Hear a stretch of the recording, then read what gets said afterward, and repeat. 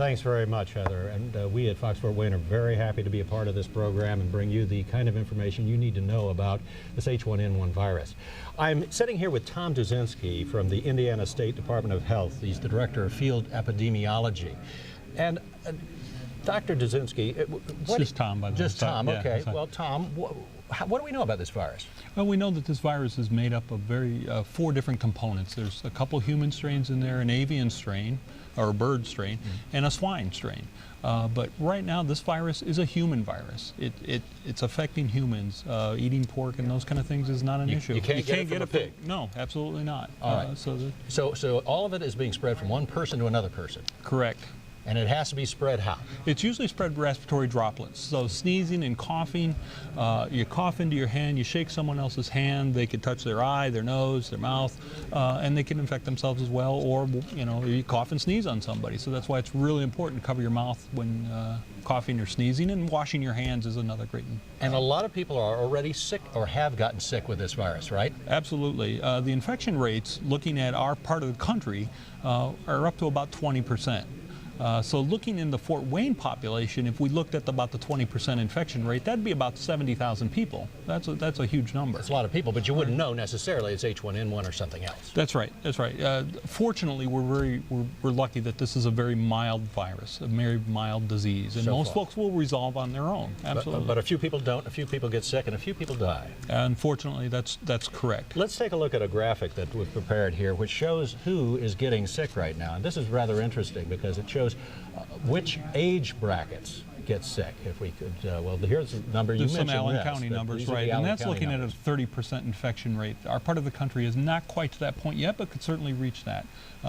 And here's what I was talking about, where it shows what age brackets get sick. Can you explain this? Yeah, absolutely. You can look there in the far right, and those are by age groups. So you've got the 0 to 4 group at the very far left, and then the 5 to 24-year-old group in the next column up. And those represent the largest percentage of cases we're seeing and it's not exactly what you would expect, because usually the young, healthy folks don't get sick. That's correct. Right? We expect the very old or the very young to be most susceptible, but with this particular virus, we're seeing kind of those younger ages being more attacked by this virus. And one of the points of discussion and one of the points of concern is that this 65 plus group or 50 group plus, they don't seem to be getting sick so much, and so they are going to be later to get the vaccine. And that's a loaded concern. Yeah, and because we have preached in public health for many, many years to get your vaccine, especially the very old and very young, because they're most susceptible. But this is a seasonal flu that we were talking about.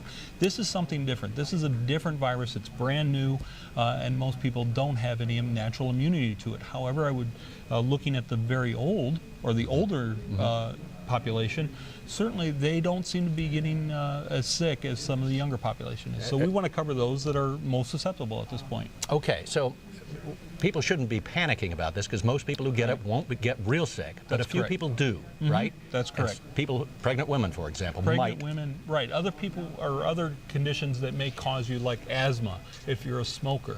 Obesity can be comorbid conditions that could lead to more complicated illness. We'll get to some of those concerns a little bit later. Right now, I want to send it over to Eric Olson, who has more information about this. Eric? All right, thanks a lot, Jim. We're speaking with Mary Hess from Fort Wayne Community Schools. She's a registered nurse, also a health services specialist, essentially in charge of the nurses throughout the Fort Wayne Community School System. Is that right, Mary? Schools are really the first line of defense for flu outbreak. I mean, aren't they? Also the first line of offense. I mean, it's where all the kids gather, and also because this particular flu hits young people hardest. Is that right? That's correct. And that's why we want to make sure that we're maintaining good health habits every day at school. The message isn't a hard one. It's just hard to remember to be consistently good at doing it every single day, every single time. So we always remind children it's important to cover your cough and your sneeze by sneezing into your elbow. We teach them to do that. Cover their mouth and nose with a tissue. Dispose of that. It's very important to wash your hands after you've been coughing and sneezing so you don't pass your germs on to someone else. You also want to make sure that you're washing your hands well before you eat and before you touch your face, because that's how we get other people's germs into our own body. We want parents to remember to keep kids home when they're sick. And we want to make sure that parents consider getting flu vaccine for their kids, both the seasonal and the H1N1 when those vaccines are available. Is there anything families can do to build up immunity and help them deal with this illness if and when it enters their family? Plenty of sleep, good food. Is that really absolutely making only a small difference? Or it makes a big difference. Anything you can do to keep your health at top form, that will help. But our kids don't have much immunity to this particular virus, so that's why those infection control policies that we talked about are so important. Are parents and kids taking this seriously? I hope so. If there's one message that our parents get tonight, I hope they know that schools are certainly taking this seriously. We're paying attention, and we're so fortunate in Allen County to have Dr. McMahon and her staff at the health department. They've been very proactive in keeping schools in the loop since the beginning. And we've been meeting all summer and fall, so we have the best information possible to make good decisions. Is there an in-house educational program, a process going on in the schools? I mean, you're going over the kids just what they should do to keep from catching, prevent spreading of the virus? Absolutely.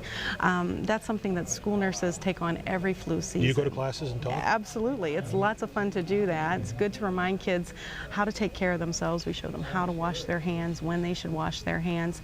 It's a message that we've been saying every flu season, but we want to make sure that they especially pay attention now, and not just on the days when we're reminding them. Every day. When should parents keep their children home from school? That's a really good question. It can be a little bit tricky.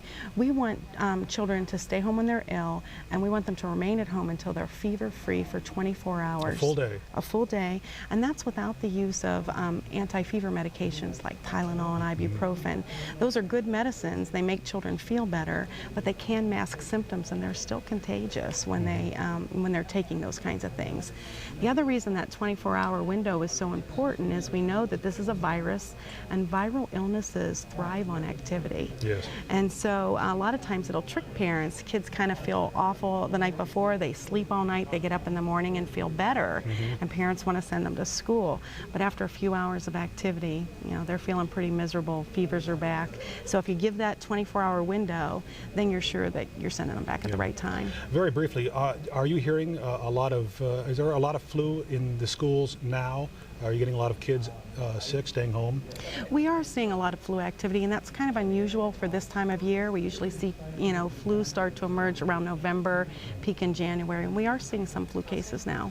All right. Well, Mary Hess, Fort Wayne Community Schools, thank you. Thank you for all your work. Keep up the good work. Thank you. I think Bruce Haynes is back at the phone bank with some information for us. Bruce?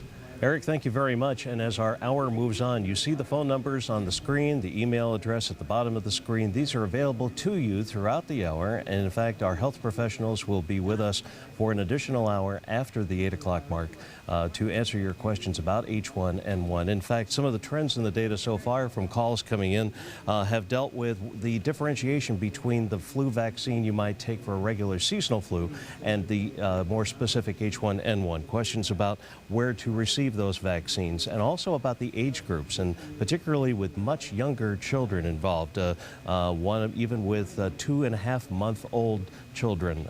The calls are coming in spanning all of these topics and more.